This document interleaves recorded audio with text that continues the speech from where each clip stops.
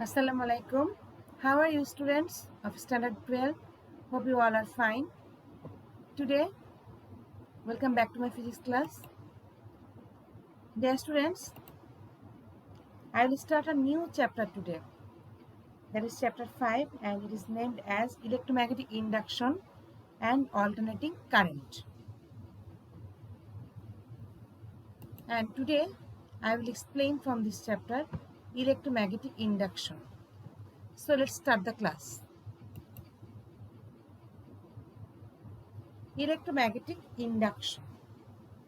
That means electromagnetic induction is the process of developing electromagnetic force and current in a closed coil with the help of a moving magnet or a current carrying circuit is called electromagnetic induction. Look here, I have written induction is a process in which a conductor is put in a particular position and magnetic field keeps varying, or magnetic field is stationary and the conductor is moving. This produces a voltage or EMF, that is electromotive force, across the electrical conductor. Let's look at this figure.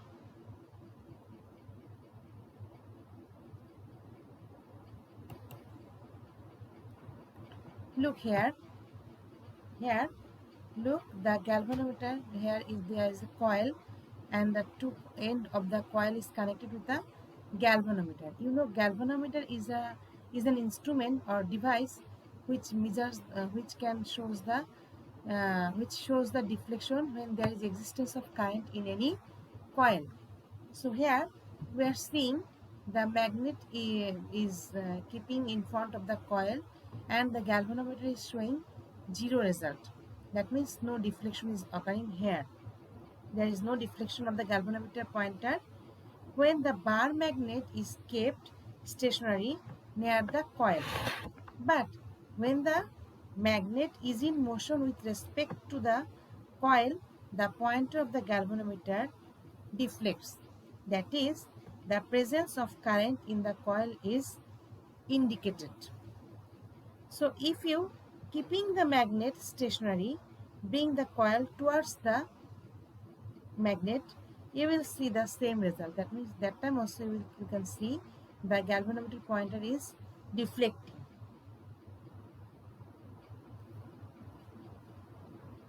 That is due to relative motion between the magnet and the coil, electric current is produced in the coil. So if there is varying magnetic field, that means if the magnet is moving towards the coil, then the magnetic field lines or magnetic flux will pass through the coil, and due to that varying magnetic field, an induced EMF will produce at the two end of the coil. As a result, current will be flowing through the coil, and the existence of that current can be understood by the deflection of the galvanometer.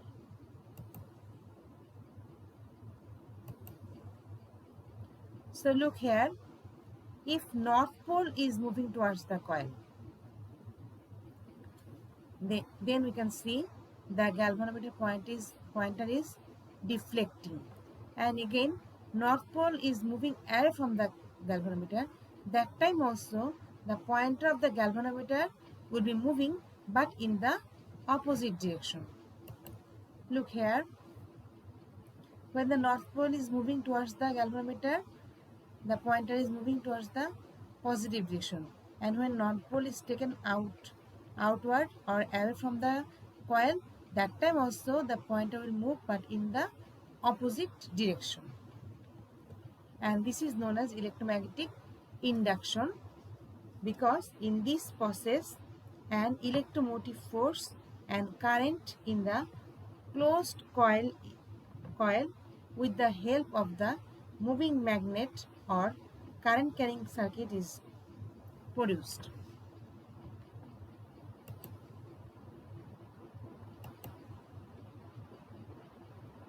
Look here,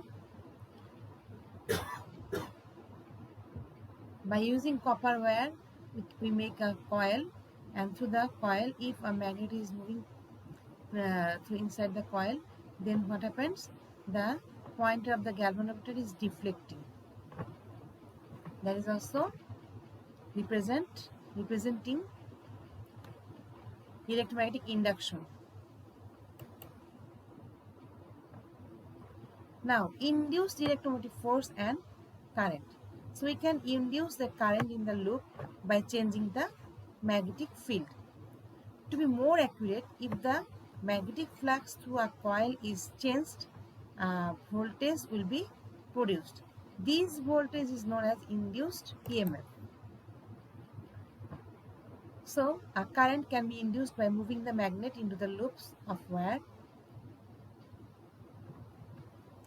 but the current drops to zero when the magnet stops moving, even if the magnet is inside the loop.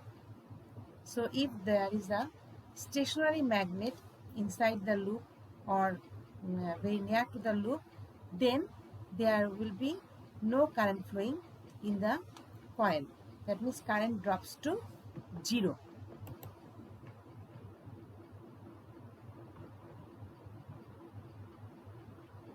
Look, no movement, no current.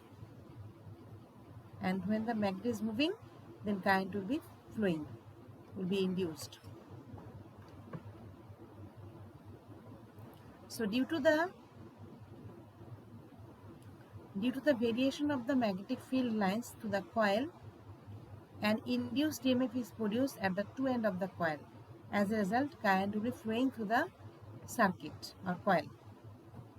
And the existence of the current can be understood by the deflection of the galvanometer.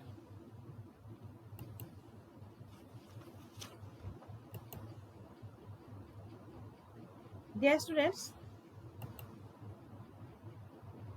in this chapter, you have to understand magnetic flux. And few days ago, I have finished chapter 4, and in that chapter, we have learned about magnetic field. I think it was clear to you, but again, I am reviewing it. Magnetic field, that is magnetic field also told as magnetic field intensity, and it is denoted by the symbol B in capital letter. So the number of magnetic field lines passing through unit area is known as magnetic field intensity or magnetic field. It is a vector quantity and it has a direction. The direction is from north to south. Look, I have shown it in the previous chapter. Again, I am showing it.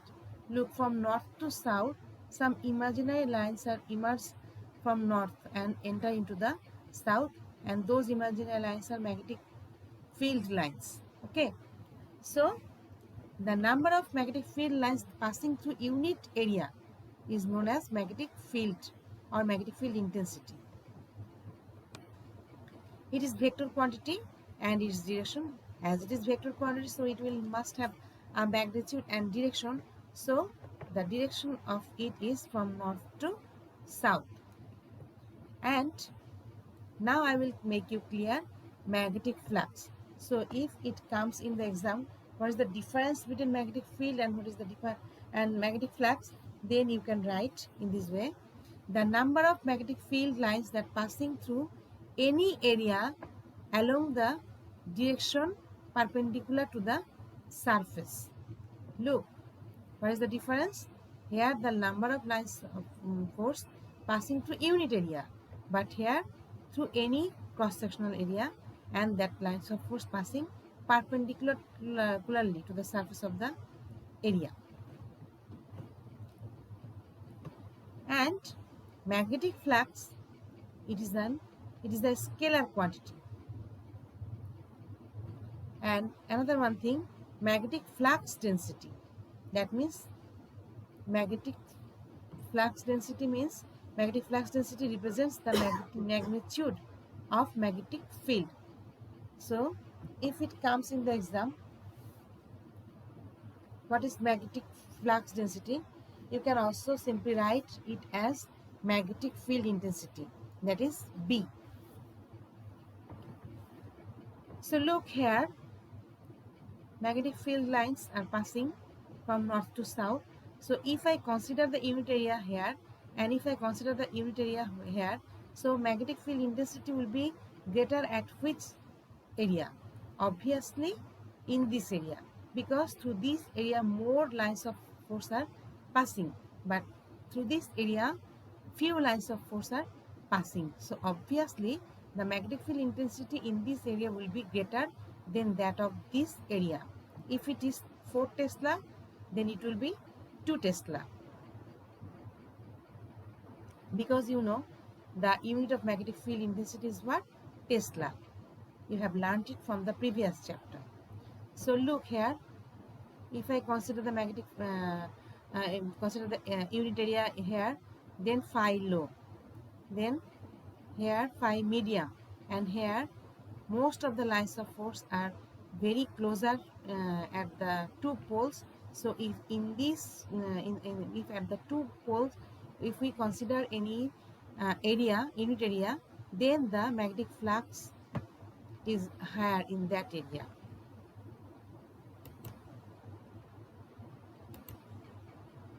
So what is magnetic flux? Magnetic flux is defined as the number of magnetic field lines passing through a given closed surface. It provides the measurement of the total magnetic field that passes through a given surface area. Here the area under consideration can be of any size and under any orientation with respect to the direction of the magnetic field. Magnetic flux symbol. Magnetic flux is commonly denoted using Greek letter phi. Magnetic flux symbol is, look here, this is the symbol of phi or phi b. The SI unit of magnetic flux is Weber, and Weber equal to Tesla per square meter. So magnetic flux formula is given by phi equal to AB cos theta. That means magnetic flux equal to phi equal to BA. That is, B is here magnetic field intensity and A is the area perpendicular to the magnetic field, B. And flux density, the number of flux lines per unit area. Its symbol is B, because I have told you magnetic flux density and magnetic field intensity is same, that is equal to B. And it is measured in, as it is B, magnetic field intensity, so magnetic flux density is measured in the unit of Tesla. So B equal to phi by A, that means magnetic flux per unit area. Look, the unit of B equal to Weber per square meter, or simply Tesla. Phi equal to Weber, and area equal to meter square. So 1 Tesla equal to 1 Weber per square meter. Dear students, these units are very much important. You must try to understand, try to remember all the units, whose unit is Tesla, whose unit is Weber, very much important. And if you know the unit, then you can give the definition of magnetic field intensity, magnetic flux, etc.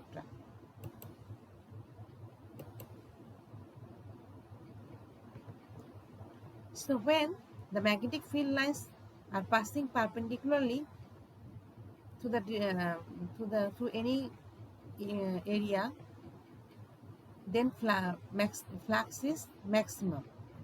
Look here, flux is 0, and here flux will be calculated by this formula BA cos theta.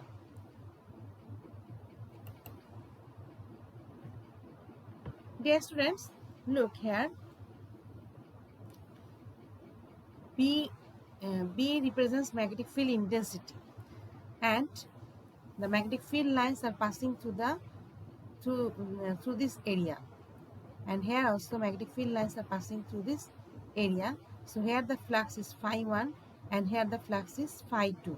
If I ask you in which case flux is greater, obviously you will tell the flux is greater in this case. That means phi 2 is greater than that of phi 1. Why? Because the area is greater. That means the more the area, the larger the area, the larger the magnetic flux. So phi is proportional to area. Okay, that area in the magnetic field. Look here, magnetic field is B1, that is passing through this area, and magnetic field is B2, that passing through this area. So here, if I ask you, suppose here the magnetic flux is phi 1 and here the magnetic flux is phi 2.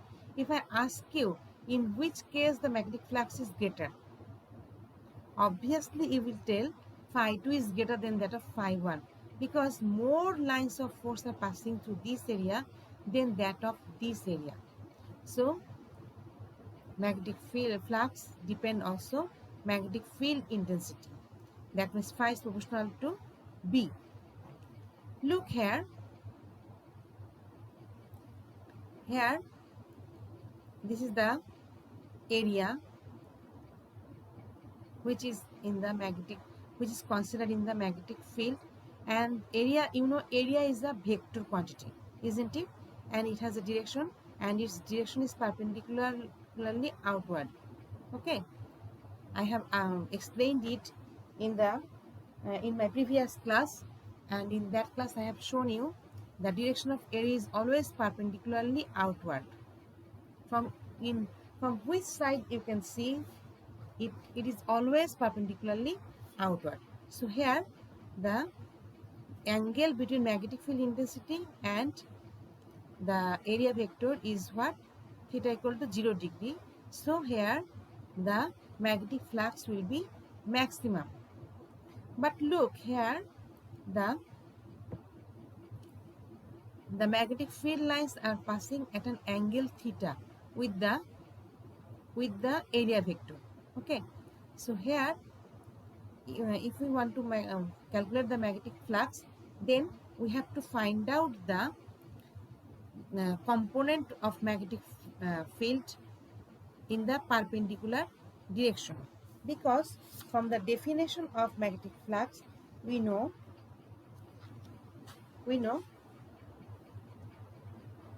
that the magnetic field magnetic flux is the number of magnetic field lines passing through any area perpendicular to the surface. Okay, so here we have to calculate the perpendicular the component of magnetic field in the perpendicular direction, that is perpendicular to the surface area. So obviously this component along the perpendicular direction will be d cos theta. Then the magnetic flux, you know, magnetic flux can be calculated as the product of the area of the surface and the product of the magnetic field component of the magnetic field along a direction perpendicular to the surface. So here phi equal to AB cos theta.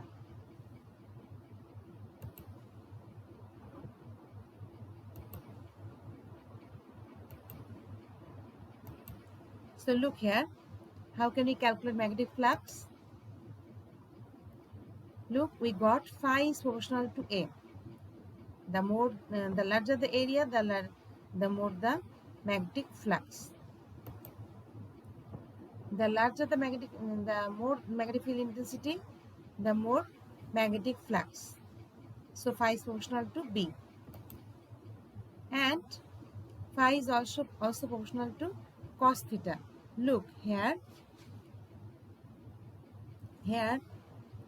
the magnetic flux is proportional to the cosine of the angle theta between the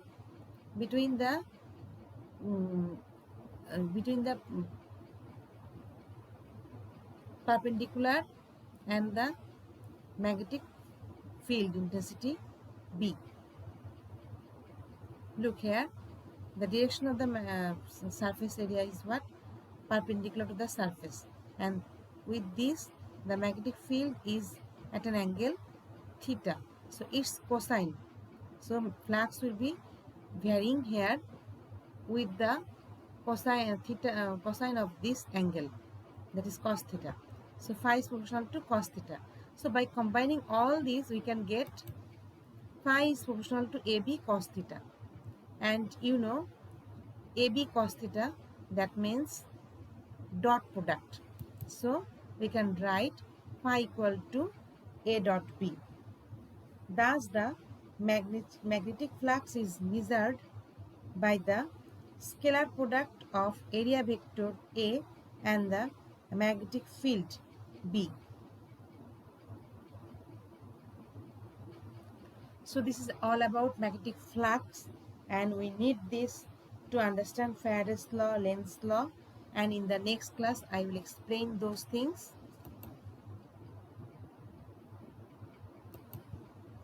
Today, up to this, dear students, up to next class, you will remain safe and sound. I hope that. Goodbye, everyone.